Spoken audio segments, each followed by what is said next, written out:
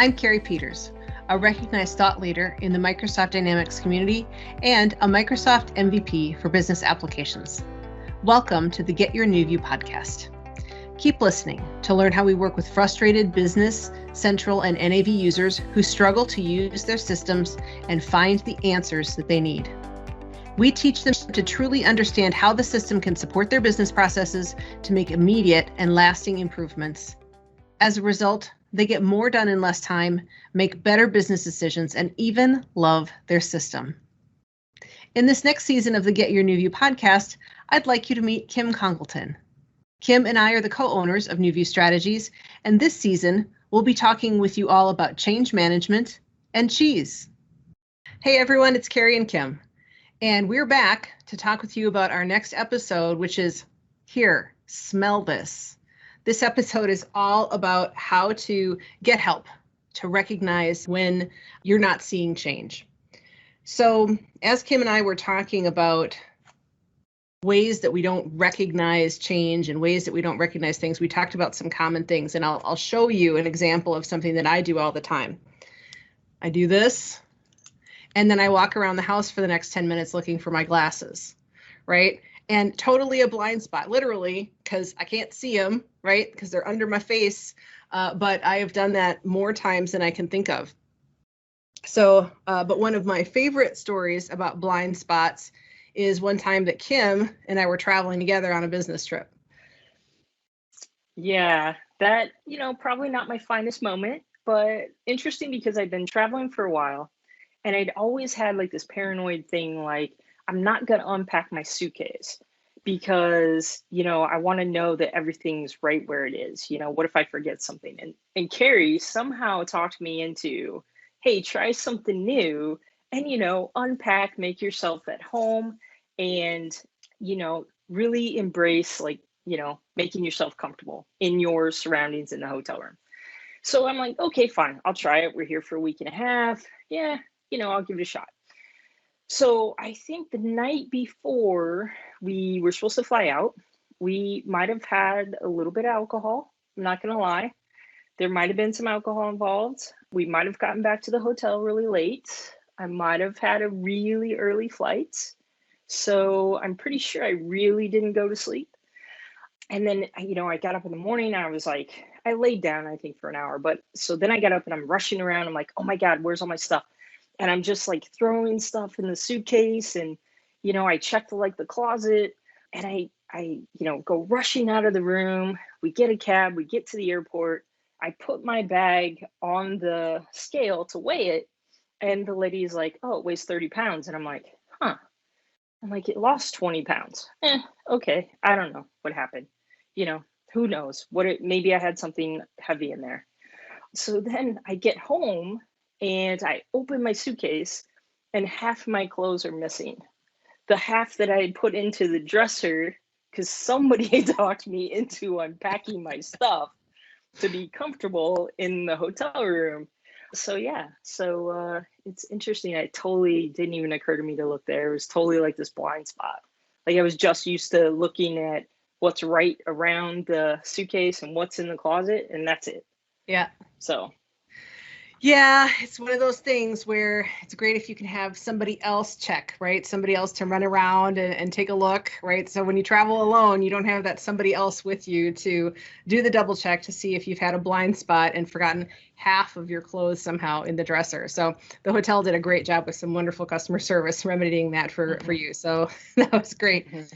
But yeah, those are some great examples of how we just don't see obvious things ourselves. And even though you had the suitcase weighed massively differently, it still didn't even really connect with you. You had moved on to whatever else that you were working on and hadn't thought about until you got home, and it really hit you. It's like, okay, something happened there and I missed it. So when we think about businesses and where they have blind spots, especially when they're dealing with the cheese in a blender situation, constant change, what are the kind of blind spots that we really see with businesses?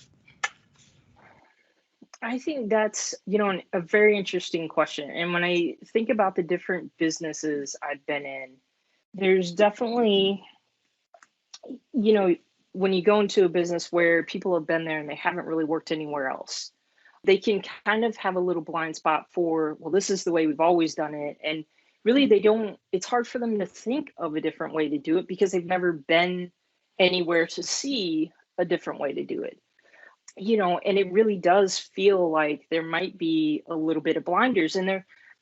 I don't think it's intentional, but a lot of times it's just that kind of, this is all I've ever known and this is all I've ever done. So I really am not seeing anything different or a different way to do things. Yep. I think that this reminds me of probably the number one question that we get from people who come to visit us the first time. Their biggest question is, what are other companies doing? So they just don't know. They don't know how other companies handle this. They don't have contacts within their industry, or they do things differently enough where they're just not making the connection. So not having that network or not having that experience to understand what other companies are doing is what brings a lot of people to us, because we've worked with hundreds and hundreds of different companies in different situations. And we've got a whole library of things where we're like, well, you could do that in one of any of these three ways that are considered best practices or standard practices. And of course, with what works best for your business. So having somebody from the outside is what we experience a lot with our customers, where people come to ask, what are other companies doing? And that having that outside view into your business is incredibly valuable. We do that with our own business too. We hire people from outside of our own industry to give us opinions on how we're doing with different things, because we don't see everything in our own house. It's impossible. You can't see all that stuff that's right under your nose, literally. And having some outside expertise can help with that. Kim, one of the things that I think we talk about a lot with our customers is customers who have the big list, right? They have the big jumbled list of projects that they've tried to accomplish time after time, and they're not making progress on any of them. So how does bringing in an outside opinion, somebody like us or somebody else out there, how does bringing that outside opinion help with that big list of projects that's really a blind spot? I think, that person that comes in from the outside, it's really easy for them to ask, well, why are you doing that? Like, why do you think that's the most important? Or why do you have 20 things on your list? Do you really think you're going to get 20 things done? And I think when you're in it and you're in that day to day, you feel like you need to do all those 20 things. But having somebody that really can just have the freedom to question you, because you're not really in the mode to question yourself, I think is a big plus. And like you said, even we have brought somebody in and, there's a lot of asking why. Why do we think that's important? Why do you think you need to do 50 things? I mean, I'm exaggerating, but it's really important to ask why. Yeah. And that's so interesting. It goes back to that change management as a soft skill. So having that outside person removes agendas, right? You don't have to worry about the politics. You don't have to worry about the different dynamics and how departments work together. That outside opinion kind of frees you of those things. So if that's something where trying to figure out what those blind spots are, you might actually see some of those blind spots, but you feel like you can't do anything about it. So having an outside person can help with that as well. Yeah. And I think that's interesting that you say that, because I remember early in my career, and I want to say I was maybe late 20s, early 30s. And I was in a management position where, part of my job was to get all these projects accomplished. And it did take me a while to feel like I was at the place where I could say, hey, look, you've got 50 projects on the list. The last 3 years, we've only done 5. So let's just pick 5. Why do we put 50 on the list? We're never going to get to 50. And I can put it on a backlog all day long, but in reality, we can only do these 5, because this 50 requires the same people that have to do every single project. So, it is incredibly helpful to have somebody come from outside and help you see those blind spots and really ask if there's a different way that you can do it. Yep. Fantastic. Well, here's the action item for you with this episode. Think about the obvious things that need to change, right? There's always that list, but at a second level, start thinking about the less obvious. You might not see them right now, even if you reflect. It's a great exercise to talk to somebody who has nothing to do with your company, nothing to do with your industry, about what those challenges are, to see what kind of insight they can bring to you so that you can tell them, here, smell this, and they can help you see what's right under your nose.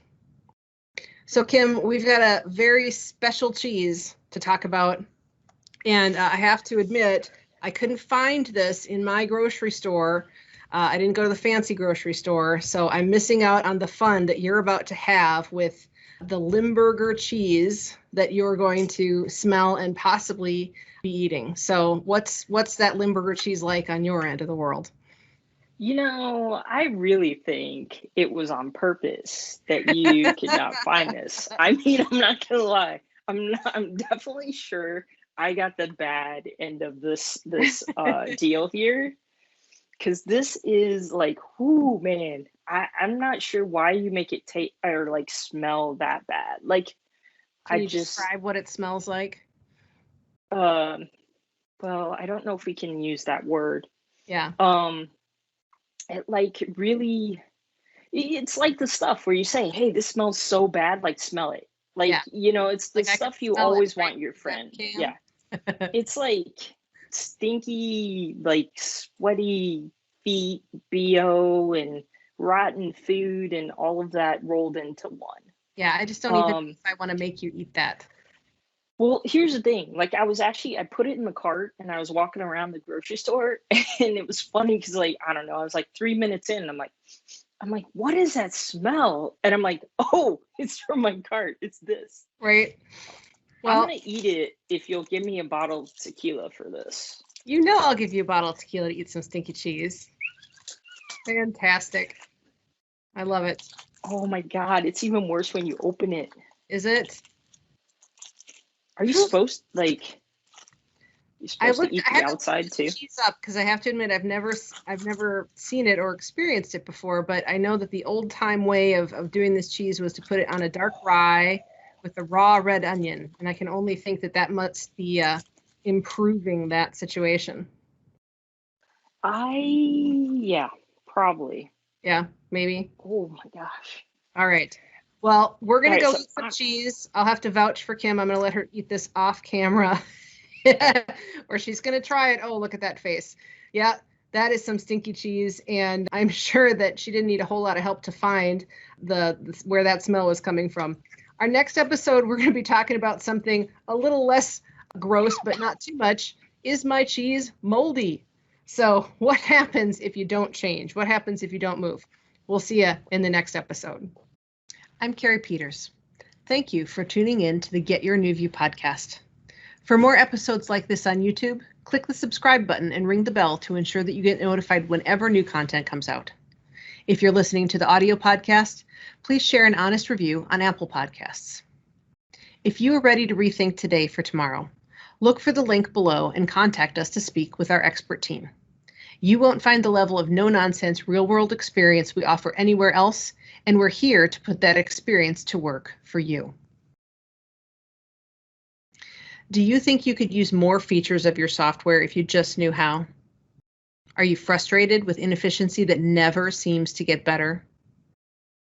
Did your team ever really get good training to understand how to use your business software? Do you suspect there just has to be a better way and you don't know what it is? We believe every company can benefit from increased efficiency and higher utilization of their software, and that it's possible to have fun while learning exactly how to do that. The experts at NewView Strategies work with frustrated Business Central and NAV users who struggle to use their system and find the answers they need. We teach them to truly understand how the system can support their business processes to make immediate and lasting improvements. As a result, they get more done in less time, make better business decisions, and even love their system. Please contact us at getyournewview.com to get started.